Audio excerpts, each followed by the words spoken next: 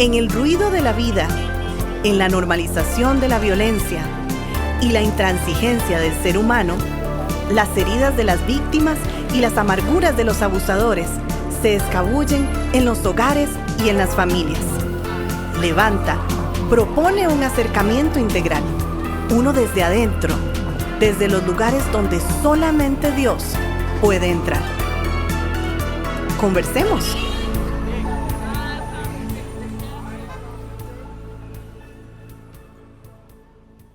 Saludos a todos los que nos escuchan en este nuevo podcast de Levanta. Como cada semana es una alegría poder compartir con ustedes temas interesantes que creemos importante conversar. Y estoy como cada semana con Ervin.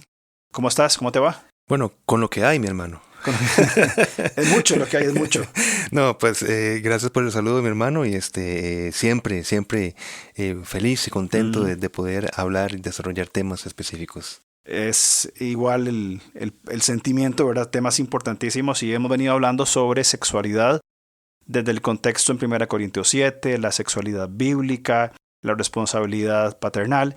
Y hoy nos enfocamos en algo abocado más al menos en nuestro país, en Costa Rica, que es la ley de paternidad responsable. Sé que en otros países latinoamericanos hay, ¿sí? Sé que en México y en Colombia, de lo que puedo buscar, lo hay. No sé en otros países, sería interesante hacer esa investigación. Pero hablamos hoy de la ley de paternidad responsable, ley 8101. Sí, y como siempre ha pasado en el principio bíblico, hablamos y referimos brevemente acerca del Salmo 128. Uh-huh. La sexualidad, los límites, todo inicia desde el temor del Señor. Sin el temor del Señor, y temor no es miedo al Señor, sino esa disposición, esa respuesta humana a las instrucciones del Señor, que son instrucciones para bendecir. Bendecir es dar un bien. Es decir, Dios quiere bendecirnos y nos bendice con sus instrucciones, con sus normas. Transgrediendo esas normas, ahora vienen otras normas, porque la libertad no significa vivir sin normas. Ajá. La verdadera libertad significa vivir bajo las normas de amor de Dios para nuestra protección. Entonces, si el concebir hijos va a ser un resultado de un efecto colateral, pongamos comillas allí, es donde va a aplicar entonces esta ley de paternidad responsable. Correcto. Que es lo que vamos a explicar hoy. Claro. Creo que es importante considerar los hijos como un fruto, ¿verdad? Sí. Popularmente en Costa Rica se usa la expresión, ¿verdad? Y es muy popular decir, es que se jala una torta. Ajá. ¿Verdad? Es decir, tener un hijo que no esperaba. Entra en este concepto de efecto colateral. ¿Verdad? Qué feo eso. Es durísimo. Y todos en algún momento lo entendimos porque estamos inmersos en esa cultura. Sí, seguro que sí. O sea, y qué daño a la dignidad humana pensar soy una torta. En Costa Rica se usa la torta para decir que es un problema o me metí en problemas inesperados, ¿verdad? Exacto. Entonces, es complicado, diferente a un fruto del propósito de Dios a través de una relación matrimonial saludable. Claro que sí. Ahora, el objetivo de la instrucción del Señor, sin duda que es bendecir y no causar dolor. Sí. Estamos claros en cuanto a eso. Sí. Por eso, la importancia de la pureza sexual. Es decir, cuando se desarrolla una pureza sexual y una sexualidad dentro de los límites, y una buena palabra, los límites del matrimonio, es maravilloso. Pureza sexual no es inactividad sexual. Exactamente, muy bien. Dentro del matrimonio, pureza no es inactividad sexual. Marquémoslo con amarillo, subrayado, rojo, verde, y ¿verdad? Sí. Pureza sexual es una sexualidad sana, dentro de los límites que Dios ha establecido. Y propósitos, es correcto. De acuerdo. Muy bien. Ahora, el sexo fuera del matrimonio, sea antes del matrimonio o fuera del matrimonio, y entendemos matrimonio como un hombre y una mujer casados, ¿verdad? Perdón, ¿qué dijiste? Un hombre y una mujer casados. Por aquello de que... Pero también, si querés marcarlo ahí. Muy bien. Por favor, sí. Gracias por la aclaración, mi hermano. Solo una nota al pie de página. Aclaración bíblica. Cualquier cosa.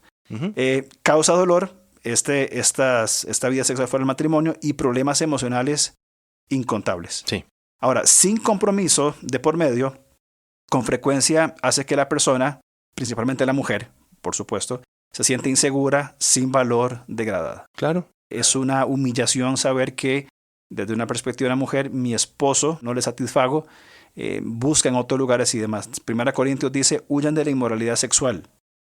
Todos los demás pecados que una persona comete quedan fuera del cuerpo. Pero el que comete inmoralidades sexuales peca contra su propio cuerpo. Qué maravilloso. Que la Escritura, como hablamos y siempre lo entendemos, busca la protección. Primero, busca mostrar el carácter santo de Dios. Y luego busca la protección del vulnerable. Correcto. Debemos de entender que una mujer que se entrega fuera del matrimonio, por ejemplo, a una relación sexual, y donde luego es abandonada con un hijo, pues, como estás diciendo, sentimientos no de bendición, sino de inseguridad, de desvaloración y de degradación. Y esto dentro de la pureza sexual. Es decir, la mujer posiblemente es fácilmente engañada pensando que la demostración de amor de una pareja es la entrega de su cuerpo. Correcto. Y esto es así dentro del marco del matrimonio. Fruto de un compañerismo profundo, ¿verdad? Claro. No el mero acto sexual. Y lo maravilloso es que en Cristo siempre hay esperanza, mi hermano. Inclusive, aun cuando se tuviese un pasado entregado a la fornicación, que es la luz de la Escritura, siempre la esperanza, ¿verdad? Fornicación, me refiero a cualquier actividad sexual fuera de los límites del matrimonio, y busca dejar tal inmoralidad sexual por medio del arrepentimiento para buscar la ayuda de Jesucristo. Se encontrará primero su misericordia, que es esa disponibilidad de Dios para socorrer al oprimido y perdonar al culpable, movido por su amor. Y ahora, aunque la misericordia no nos transforma o no nos capacita, porque la misericordia nos perdona, claro, ¿verdad? Sí nos coloca en la posición de recibir el poder transformador de la gracia de Dios. Y te leo 1 Corintios 6, 9 al 11. ¿No saben que los malvados no heredarán el reino de Dios? No se dejen engañar. Ni los fornicarios, ni los idólatras, ni los adúlteros, ni los sodomitas, ni los pervertidos sexuales, da una lista, y dicen el 11, y eso eran algunos de ustedes, eran, pero ya han sido lavados, ya han sido santificados, o sea, separados de la cultura, de los conceptos, cosmovisiones que tenemos ahora, ya han sido justificados en el nombre del Señor Jesucristo y por el Espíritu de nuestro Dios. Hay esperanza para un pasado de fornicación en Cristo. Qué buen pasaje este, y el concepto de cómo la misericordia es una disposición de Dios, ¿verdad? Claro. Es muy interesante. Ahora, vos hablaste sobre lo que es esperanza, ¿verdad? Sí. Y esta esperanza no es una esperanza escatológica de algún día. Es una esperanza integral en el aquí y ahora. Que bajo las consecuencias del secularismo, es decir, ese esfuerzo cultural de oponerse a Dios, el cual es tangible hoy en nuestra sociedad, se usurpa, ¿verdad? Se usurpa la esperanza, pues acepta al esposo como dueño del cuerpo de la esposa, pero sin que este derecho sea mutuo. Se cree que el hombre tiene mayores impulsos sexuales y así se justifican sus supuestas, ¿verdad? O entre comillas, aventuras amorosas, ¿verdad? Claro. Es decir, es hombre, ¿verdad? Hay un comediante en Costa Rica que hablaba sobre esto y él decía, ¿cómo es hombre? Es un picaflor, anda por aquí probando y todo bien. Claro. Pero si fuera mujer, es etiquetada con otras palabras que creo que en nuestro contexto no son buenos repetir, ¿verdad? Correcto. Pero llevaría otros nombres peyorativos. Otra connotación. Correcto. Y es ese énfasis de dejar ese versículo de Pablo, ¿verdad? El cuerpo de la esposa le pertenece al esposo. Hasta ahí quedó. Claro. Pero Pablo continúa. Y el cuerpo del esposo le pertenece a la esposa. Sí, y esta dinámica de que el impulso sexual del hombre le habilita para esas aventuras, se dice todo es normal, ¿verdad? Entre grandes comillas otra vez, mientras el esposo provea y mantenga su hogar, como las ideas grecorromanas que hablamos en programas anteriores, pero ni siquiera eso se sostiene, o sea, eso ni siquiera es real. Pues generalmente el esposo infiel, ¿qué es lo que va a hacer? Abandona a su amante y a los hijos concebidos. Por eso entonces entra en rigor esta ley de paternidad, la cual estamos hablando aquí en Costa Rica, ley 8101, a los hijos fuera del matrimonio. Correcto. Lo cual es una herramienta de Dios para estos niños que son abandonados por un padre irresponsable. Sí. Mira, los torpes razonamientos secularistas van a cuestionar la misma existencia de Dios, observando precisamente las decisiones de los seres humanos y sus consecuencias de querer vivir independientemente del Señor. Mira, en Isaías 65:2 tenemos: todo el día, dice el Señor, extendí mis manos hacia un pueblo rebelde que va por mal camino, siguiendo sus propias ideas. Y Jesucristo dijo a su generación, en eco a todas las generaciones, y no queréis venir a mí para que tengáis vida. El punto es que La Biblia nos llama a tener conciencia de nosotros mismos y de nuestras decisiones. ¿Verdad? Correcto. Y Pablo apelaba a esto, si decía, sí, pues nos examinásemos a nosotros mismos, no seríamos juzgados.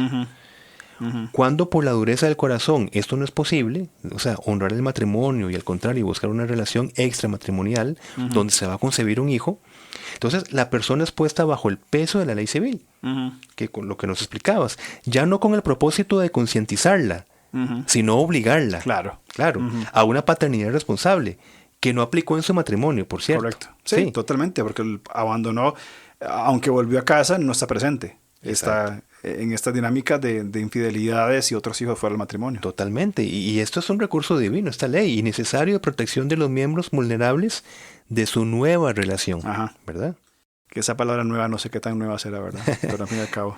Pero hablemos de esta ley de paternidad, mi hermano. Sí, es muy importante en Costa Rica y que animo a personas, sé que nos escuchan personas en muchos países de América Latina, inclusive de Europa, a que investiguen en sus países la existencia o no de esta ley de paternidad, porque creo que es un recurso muy importante. Sí. Entonces, primero, hablemos que las mujeres deben conocer sus derechos, muy bien, para que sus hijos sean reconocidos por su padre biológico y tengan, ¿verdad? Su apellido, saber la relación, el apellido, y reciban elementos fundamentales, pensión alimenticia y herencia. Sí. Así como el que la mujer reciba por ley un reconocimiento material por los gastos que se presentan durante el embarazo y la maternidad facilitado por el padre. Que esto debería ser lo normal. Este es el diseño de Dios. Que un padre, que un esposo esté presente con su esposa, tengan sus hijos, provea y cuide a su esposa y a sus hijos. Eso es lo normal y el diseño de Dios. Como dijo Jesús, por la dureza de su corazón, entonces vamos a aplicar esta ley. Si no lo hacen como por las buenas, entonces van a tener que hacerlo con aplicación de la ley. Y esta ley, entiendes también, que aplica para aquellas mujeres que no son la esposa del esposo. Correcto. Por eso estamos hablando, cuando llega una paternidad irresponsable, es decir, fuera del diseño de Dios en el matrimonio, el fruto de esa relación, ese niño o niña en el vientre de esta mujer, se le va a aplicar esa ley de protección. Es decir, tiene el derecho ese niño de llevar el apellido del padre biológico, correcto, de ser mantenido, etcétera, con herencia inclusive. Y si esa ley aplica desde hace poco, significaba que antes los niños estaban desprotegidos y no tenían herencia, por ejemplo. No tenían bienes. Eran... no sabían ni siquiera su apellido. Los padres simplemente tomaban la decisión por principios simplemente egoístas y acomodados de no reconocer a esos hijos, de dejarlos por allí en el limbo y que sea la mujer la que ve a ver cómo hace. Claro. Por eso te estamos diciendo que es una bendición de Dios esta ley de paternidad dentro del carácter permisivo de Dios. Correcto. Porque no es que Dios está fomentando con esta ley, bueno, ahora que va a decir la mujer, como Dios ha permitido esta ley, entonces me la voy a jugar, ¿verdad? Si quedo embarazada, Dios ha permitido una ley para que yo sea protegida dentro de la permisividad de Dios, pero no es así del principio. El principio es que un hombre sea para una mujer y una mujer para un hombre. Correcto. Dentro del vínculo del matrimonio. Y qué importante es también que estos hijos no se sientan sin identidad ni se sientan indignos. Sí. Porque, a ver, aunque haya sido concebido dentro de algo que no fue establecido por el Señor, son imagen y semejanza de Dios. Claro. Son personas que han venido por la voluntad de Dios en el sentido de que la procreación no se da sin la voluntad del Señor y Dios tiene específicamente propósitos sublimes y altos para esas personas también. Totalmente de acuerdo.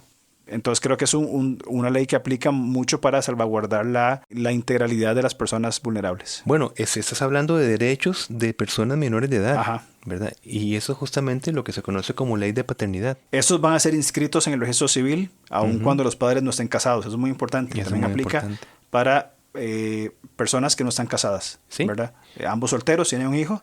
La ley de paternidad aplica también. Sí, o una persona dentro de un matrimonio con un hijo fuera de matrimonio. Correcto. Es reconocido en el registro civil. En ambos, sí. Sí, es lo que quiere decir. Sí, este derecho también aplica al padre en cuanto a visitar a sus hijos y estar de alguna manera involucrado en los desarrollos físicos, morales y espirituales de la persona.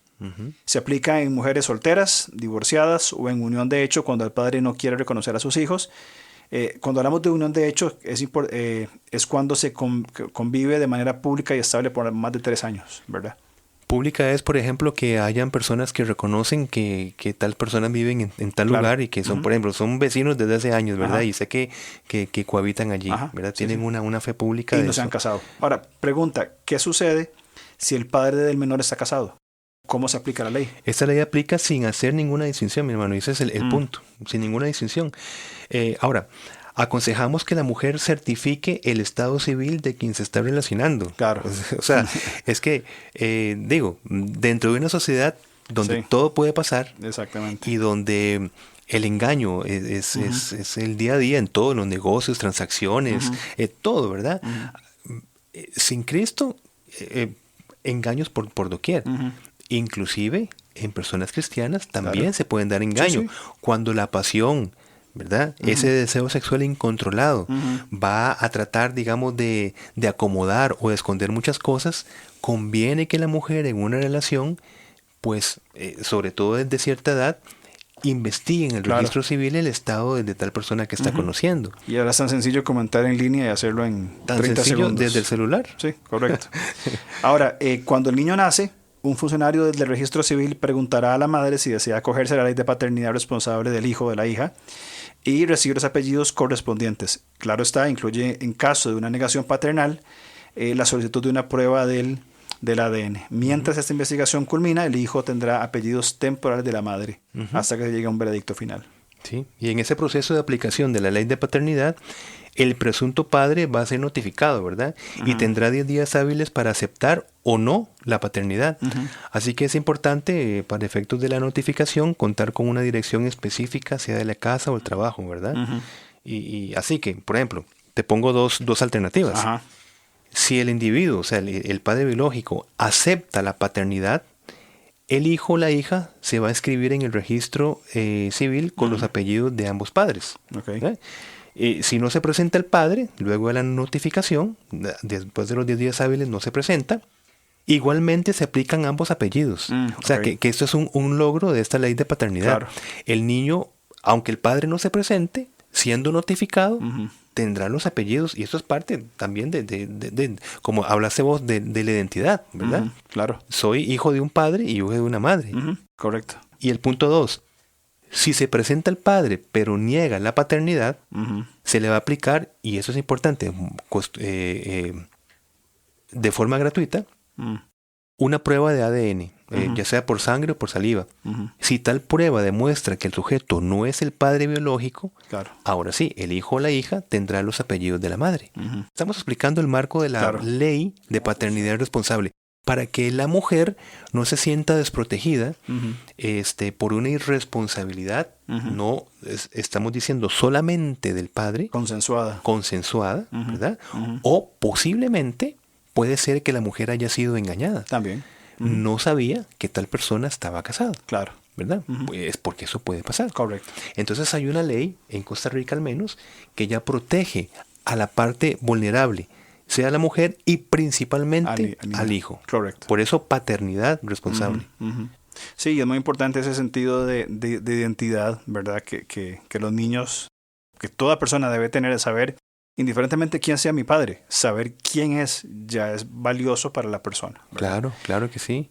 Bueno, y aparte de valioso, como nos estaba señalando, los temas de manutención. Es decir, que el hijo no va a estar allí a la libre, como buscando a ver este mes con qué cuento. Digamos que la madre diga, no sé. Sabemos que vivimos en una sociedad complicada, donde muchas veces el aporte de una de las partes no es suficiente. Entonces, no se vale, por ejemplo, el que la madre diga, porque tal padre biológico es casado, ahora yo no tengo derecho, o mis hijos no tienen derecho de ser mantenidos, de tener una ayuda, de tener una herencia, como acabamos de decir. No. Por eso aclaramos por ese podcast que la mujer entienda sus derechos de la ley de paternidad responsable. Este hijo, fruto tal vez no del diseño de Dios, pero por esa misericordia de protección de Dios al vulnerable, a pesar que se transgredan estos límites matrimoniales, viene la protección por medio de la ley civil y le dice, este hijo suyo, no concebido bajo los estándares bíblicos, pero aún así no significa que no es alcanzado por la justicia de Dios a través de sus siervos, aunque no se den cuenta, que son siervos del Señor en el gobierno, y les va a decir, tu hijo o tu hija va a ser mantenido por este padre biológico. Correcto. Y con todo lo que la ley permite. Perfecto, totalmente de acuerdo con lo que estás diciendo, porque es parte de la justicia de Dios a través de este siervo que es la ley, ¿verdad? Ahora, pienso en dos cosas.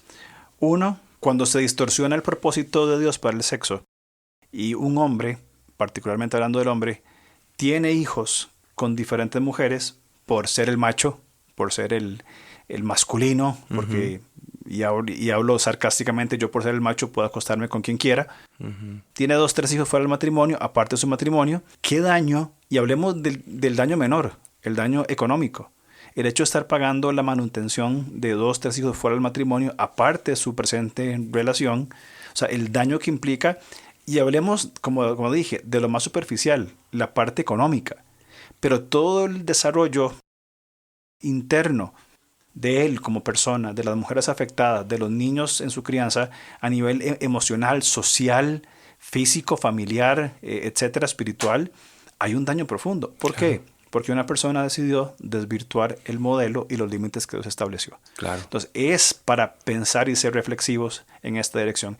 Y en segundo lugar, qué importante es que las iglesias sepamos y conozcamos de los recursos de la ley para apoyar integralmente a personas que quizá, probablemente, vengan a pedir ayuda a las iglesias, ¿verdad? Y en lugar de decirles, vaya, que Dios la bendiga y voy a orar por usted, tengamos herramientas prácticas y eficaces que el Señor ha establecido para responder activamente a las necesidades de las personas. Claro, claro. Bueno, y luego se da el caso que hay una situación donde sí, el padre biológico quiere asumir su presencia, como dijiste vos, ante el hijo o la hija, y donde se presenta el otro caso, donde la mujer con la que concibió no quiere ninguna relación con su padre, también está el sentido de protección hacia el hijo, donde hay una protección del padre biológico. ¿Por qué? Porque en Costa Rica se aprobó una licencia de paternidad para que el padre biológico o adoptivo pueda involucrarse en la crianza y fortalezca los vínculos con su hijo o su hija recién nacido, ¿verdad? Entonces, digamos, es importante esto, la vinculación, claro, donde la ley protege también a ese padre que a pesar de quiere involucrarse, ¿verdad? Estar presente en la vida de sus hijos. Sí, y fíjate qué lindo, porque ya en el marco del matrimonio, ya en el matrimonio como tal, ¿verdad? Antes a la mujer se le concebía por ley días, un mes, 3 meses inclusive, dentro de su maternidad, para que estuviese al lado de su hijo o su hija. Pero lo maravilloso es que también la ley de paternidad incluye, claro, por ejemplo, 2 días por semana durante las primeras 4 semanas, a partir del nacimiento del hijo, dentro del contexto del matrimonio, para que el papá esté presente con su hijo recién nacido, ¿verdad? O sea, eso es bellísimo. Claro. En caso de incumplimiento de la empresa, si aplica un despido, se indemniza al padre con 6 meses de salario. O sea, esa es la protección también del sentido de protección del padre para que esté presente con su hijo o hija recién nacido dentro del vínculo del matrimonio. O sea, puede contar con 2 días por semana durante las primeras 4 semanas a partir del nacimiento de su hijo. Eso es maravilloso. Y es un beneficio tremendo, ¿verdad? Y ojalá que los padres sepan aprovecharlo, ¿verdad? Que esos 2 días libres sean para esto, puntualmente, para estar presente con sus hijos. Por eso damos a conocer lo que es esta ley, para que los que nos escuchen puedan saber aplicarla en caso que la requieran, ¿verdad? Exactamente. Creo que es un recurso indispensable para toda persona, y otra vez soy enfático y lo digo como pastor, que las iglesias sepamos y conozcamos recursos que tenemos para apoyar a personas que están quizá pasando un tiempo difícil, tener herramientas para poder llegar hasta ellos. Correcto. Buena conversación, buenos temas. Sí. Y bueno, seguimos la otra semana en esta línea. Claro. Y esperamos pues que eso sea de ánimo y edificación para las personas. Claro que sí. La otra semana empecemos hablando de noviazgo. Ok, genial. Hablamos de noviazgo. Para aplicar todo esto que estamos hablando, ¿verdad? Okay, que todo inicia también desde allí. Entonces la otra semana, noviazgo. Si Dios lo permite. Perfecto. Gracias por el tiempo y nos vemos. A vos. Chao.